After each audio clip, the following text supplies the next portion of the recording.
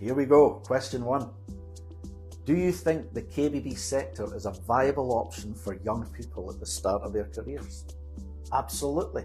It's a great career choice. I started serving my time as a joiner, carpenter, working across all areas of the building trade.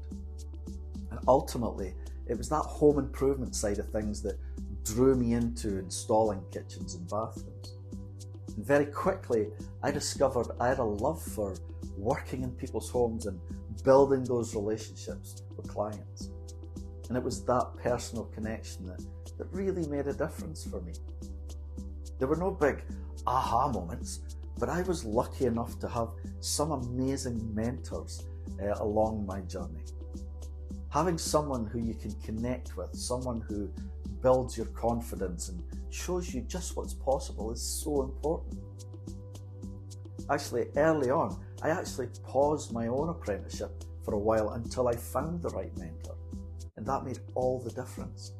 He raised me up, he gave me belief, and he helped me move forward.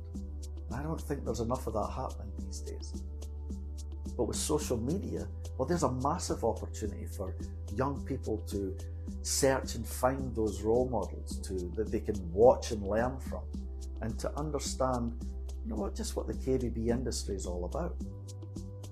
So when I speak at events like InstallerSHOW, I'm trying to balance between the day-to-day realities of the industry and look at the bigger picture. Because day-to-day, as a young apprentice, you need to be laser focused, be the best you can be, and pay attention to every tiny detail, because it's in those details is what's going to set you apart in kitchens and bathrooms. But at the same time, well, you can't lose sight of the future.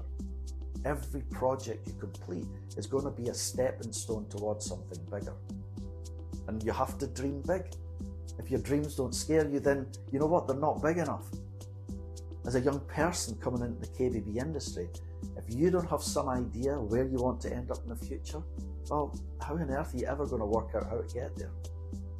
It's about doing your best today while keeping one eye firmly on where you want to be 10 years from now. Question number 2. How important is it for installation businesses to have processes in place for when a job doesn't go to plan? You know what? Things are always going to go wrong. That's just the nature of it. There are always accidents. And whilst you can try to minimize these problems, you're never going to eliminate them entirely. When something does go wrong, how serious it becomes often depends on the customer's reaction. Some customers can turn what is a minor issue into a major drama, while others can stay calm and cool, even if something big happens, like significant damage. And I think trust plays a massive role in that reaction. That's why building a relationship with the customer right from the start is so important. If they've gotten to know you and trust you, then I think they're more likely to work with you through any problems. So having clear processes in place does help. Being open and honest that sometimes things can go wrong, but at the same time making it clear how you'll fix them, well, that can take a lot of fear out of it for everyone. And usually it's the small things, a mark on the wall or dirt trailed throughout the house, something that may seem petty to the fitter. But it's these little details that matter hugely in someone's home. Quite often, it can actually be the subcontractors who cause the problems because they don't always have the same sense of ownership of that project. And that's why it's critical to instill in every person working on a job just how important it is to treat someone's home with respect.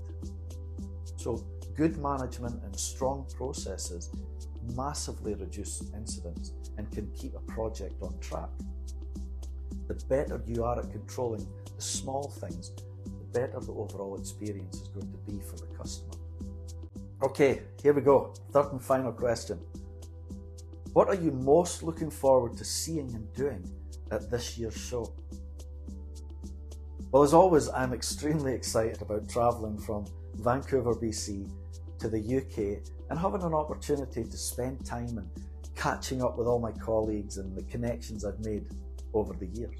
So for me, it's an extremely important networking event.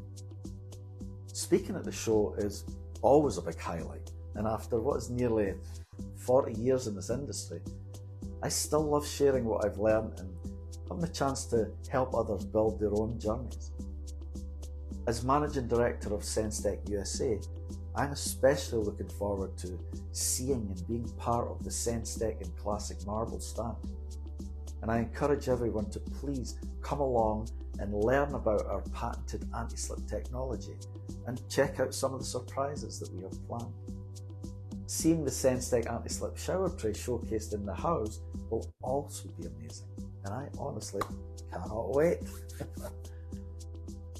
I'd highly recommend visiting the British Institute of Kitchen, Bedroom and Bathroom Installation, or as we know it, the KBBI, to have a chance to learn about the exciting things happening behind the scenes in the installation world. As an ex-installer and executive advisor to the KBBI, you know what, I can't stress enough just how vital the health of the installation side of things is to the overall health of the KBB industry. My final recommendation, that would be to make sure you stop by the Simon Akers Group stand. Now, they've been doing brilliant work for a while, all around apprenticeships, and that includes a new video docu-series that SENSTEC is extremely proud to be sponsoring. The Apprentice Journey docu-series aims to provide real-world advice for businesses and individuals that are perhaps considering apprenticeships in the KBB industry. So over a period of 18 months, this series is following the journey of real-life apprentices to show how apprenticeships can help bridge the skills gap and help us build a stronger workforce.